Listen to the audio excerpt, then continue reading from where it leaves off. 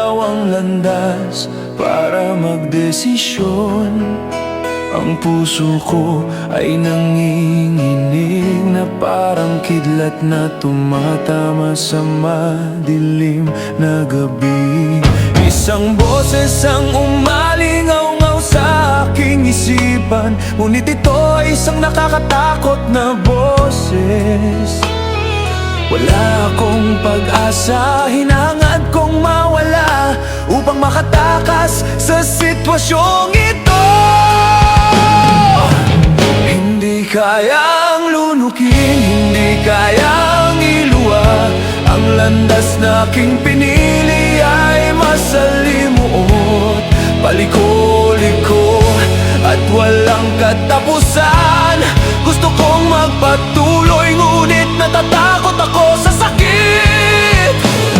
Gusto kong bumalik ngunit alam kong magdudulot ito ng pagdurusa o magandang kapalaran. Ang puso ko ay nakulong sa kahon na ito ng desisyon. Ang aking mga pangarap ay nasunog, naiwan na lamang ang abo sa aking puso. Ang aking mga pangarap ay nasunog, naiwan na lamang ang abo sa aking puso.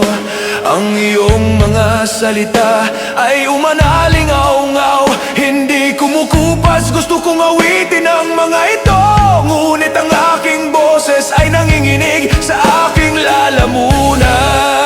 Bawat hakbang ay isang tanong, dapat ba akong manatili o dapat ba akong umalis? Hindi ko kayang lunukin, hindi ko kayang iluwa.